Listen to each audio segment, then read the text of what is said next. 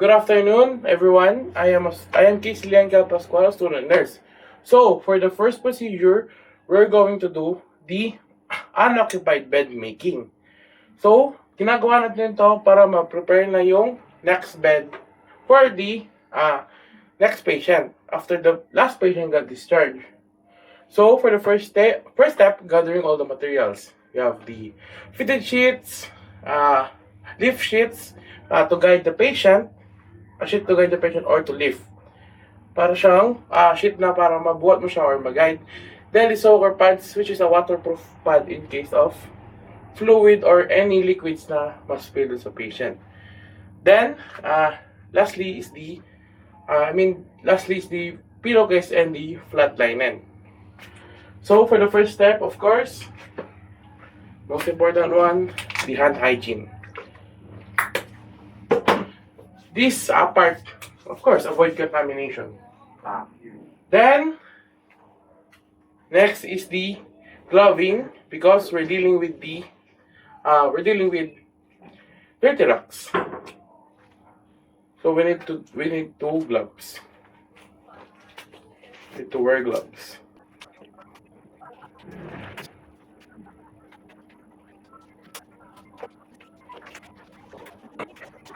After we do the gloving, we're going to get rid of the dirty linens, of course.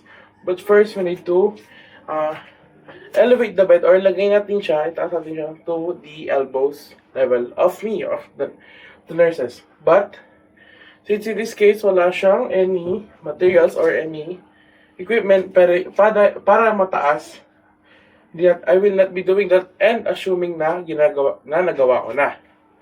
So, first things first is di pagtanggal ng rock. Ng mga dirty rocks, make sure natin na ilalagay natin siya sa gitna. And while doing that, tingnan natin if meron bang mga electronics or materials na naiwan yung pasyente or pwedeng masira. Then, once we are at the top part, dito natin tatanggalin yung pillowcase.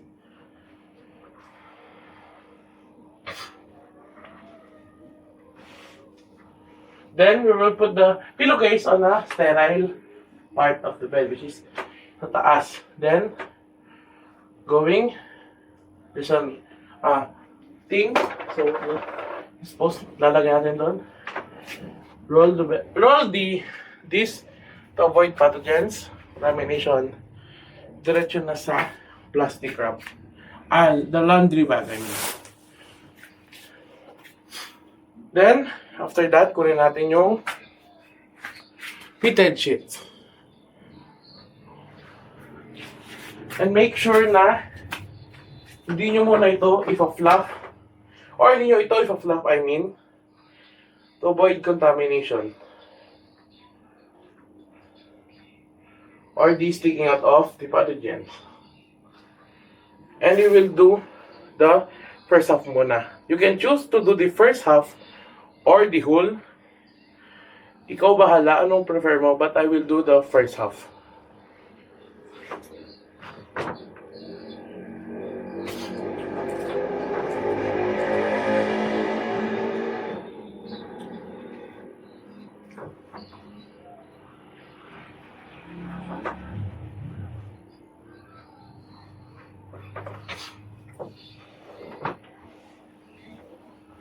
Then make sure to avoid any wrinkles or such para ma-avoid yung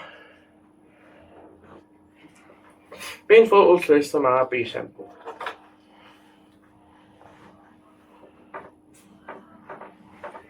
And next, we will get the lift sheet and the soaker pads.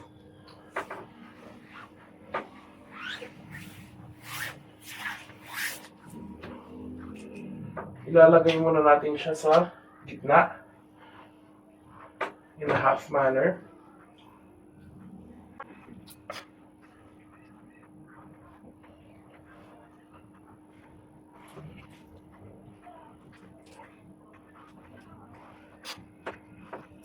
Then after that, we're going to proceed sa kabila. But since there's a little space for me pumunta sa kabila, I will be doing it here na lang.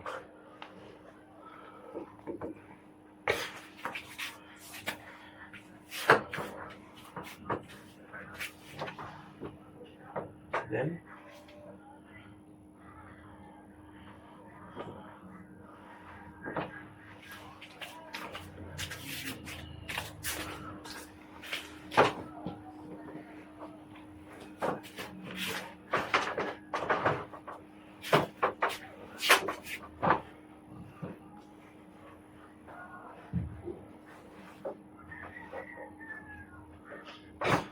since nakapunta naman pala ako sa kabila, we will now pull the remaining sheets.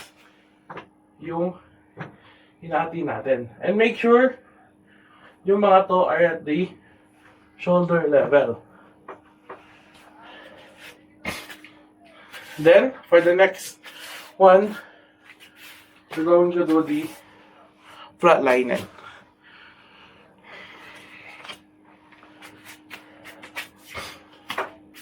Make sure na hindi nyo flap.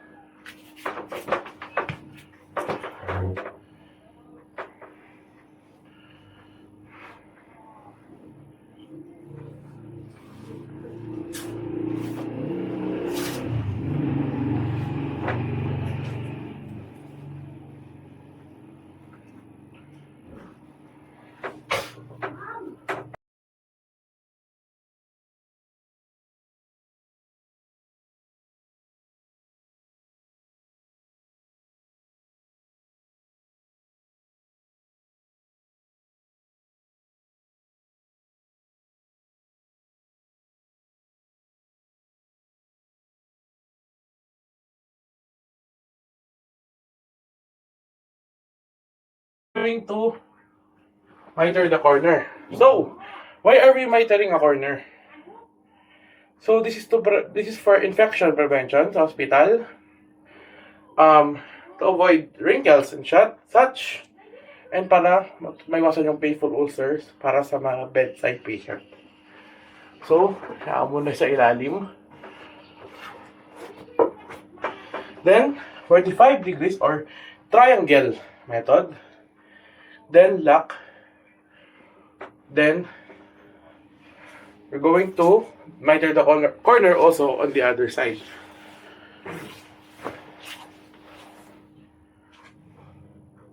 Triangle.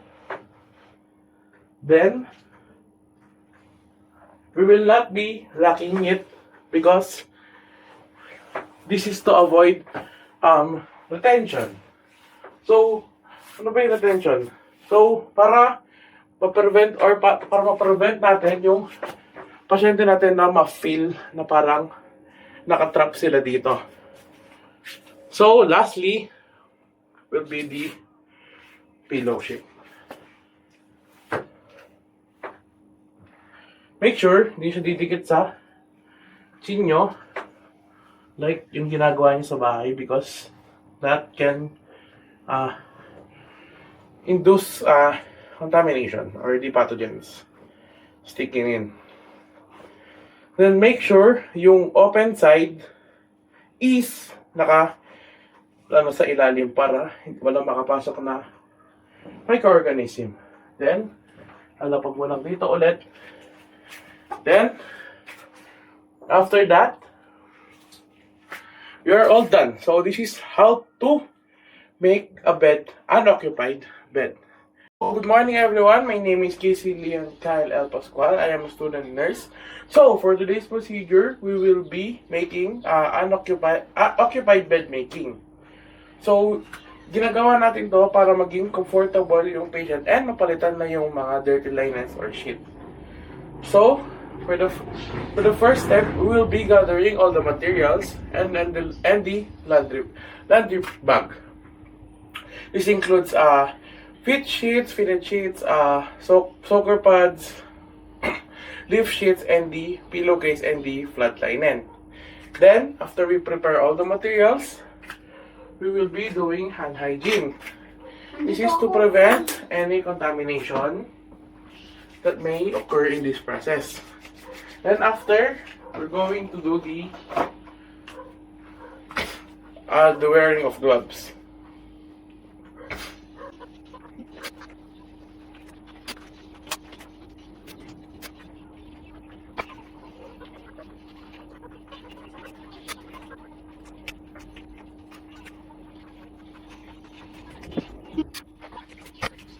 Then after we wear our gloves, we will go to the patient's room and identify the patient and explain the procedure.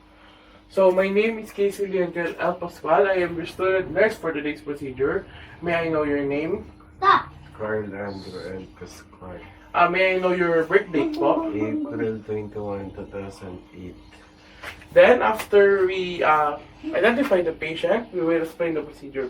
So papalitan ko lang po yung mga linens or sheets sa bed nyo para maging comfortable po kayo and maging malinis po yung mga kumot nyo and etc. Is that okay po with you? Okay. Then, after that, we will be providing privacy. So, for your privacy, I will be closing the door and closing the curtains. Then, after we provided the privacy, we will lift the bed, assuming we will lift the bed at my elbow level. This is para mas mapadali yung sa pagtulong natin sa patient and pagpapalit ng mga dirty linens. But, in this case, sa bed, wala siyang side rails and the lift off the bed. Di siya pwedeng ma-lift. So, let's just assume na ginagawa ko na yon. Then, to start the procedure, we will be starting at the half side of the bed.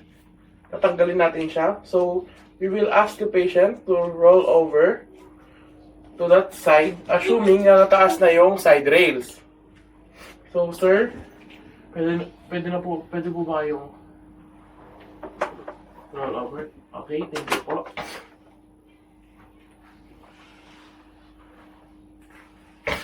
Then, tatanggalin natin itong half.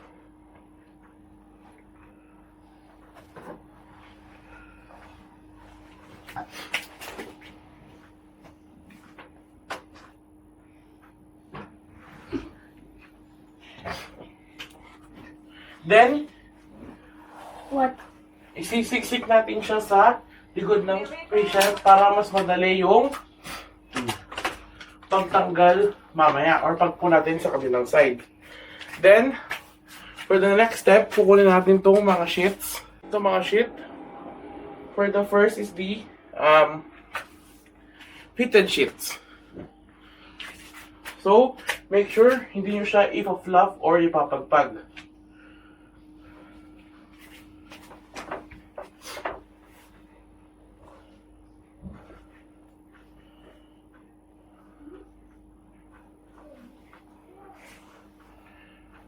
Because fluffing can produce a contamination. Since the air the pathogen can stick out sa air.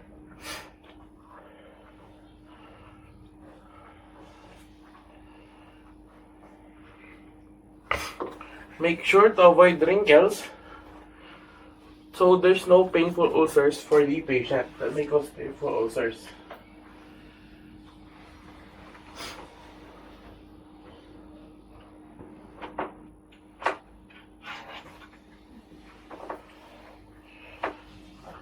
Then, isisiksik na natin siya dito para mas madali pull out sa kabila.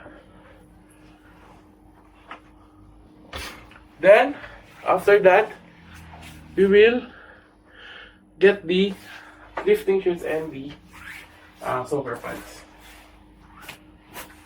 Then, dito natin gagawin yung what we call the pan fold para mas madali sa patient or sa atin na i-pull sa other side din to.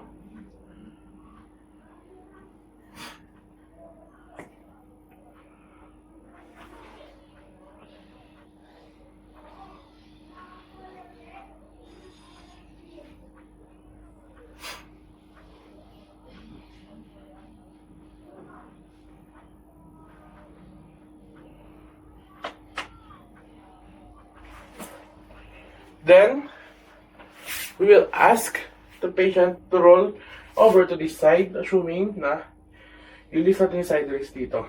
And sabihin nyo na, ngayon feel lang po kayong konting discomfort dahil may lumps po sa likod nyo. Okay, sir? Ngayon.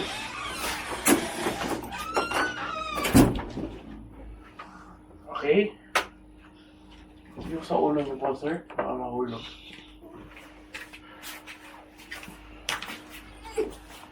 Then, ayusin na natin yung sa kabila. By natanggalin natin yung remaining na dirty linens. Then, rolling it.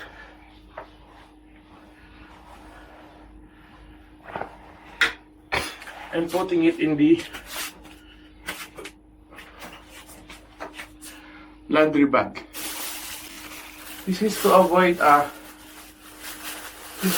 any contamination or spreading of the pathogen.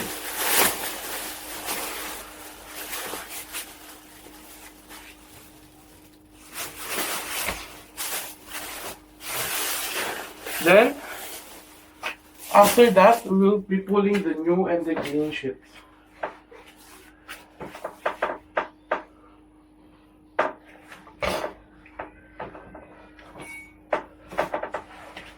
Make sure there's no wrinkles.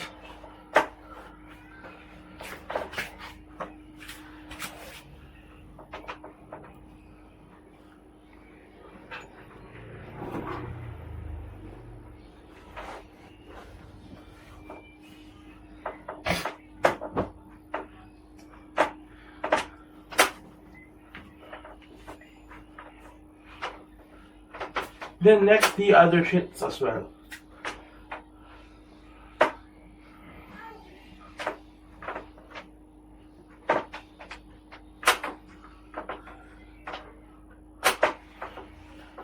Then, sir, pwede na po kayong bumalik sa position nyo.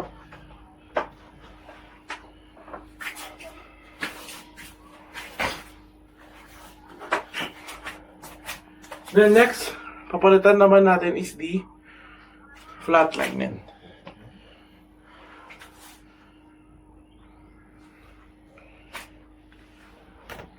Make sure na naka-cover pa rin siya while changing it.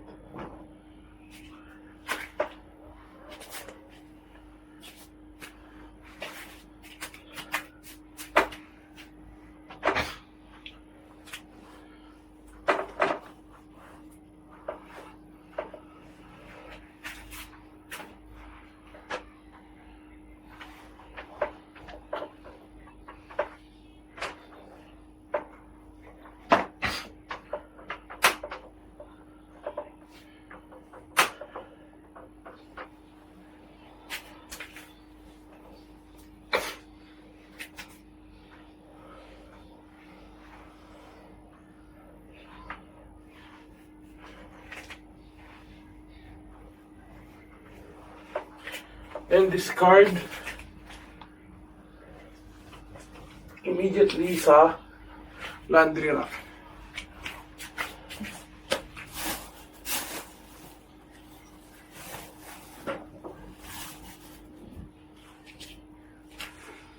Then, making sure na covered pa rin siya.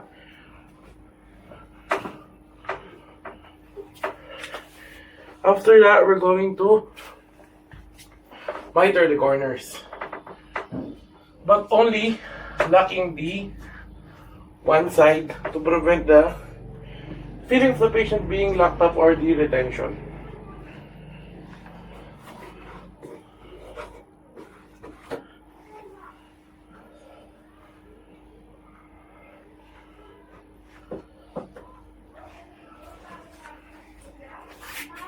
Then to the other side as well.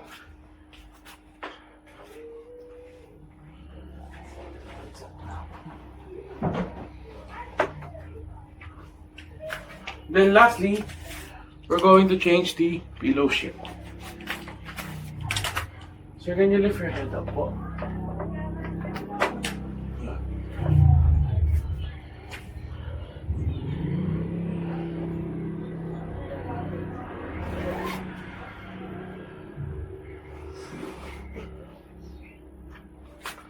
Padalaan 3 rack.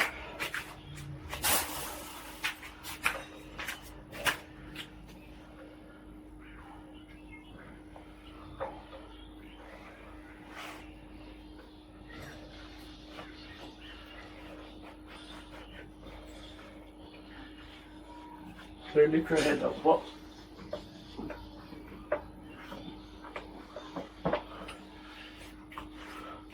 So that's how you do occupied bed making.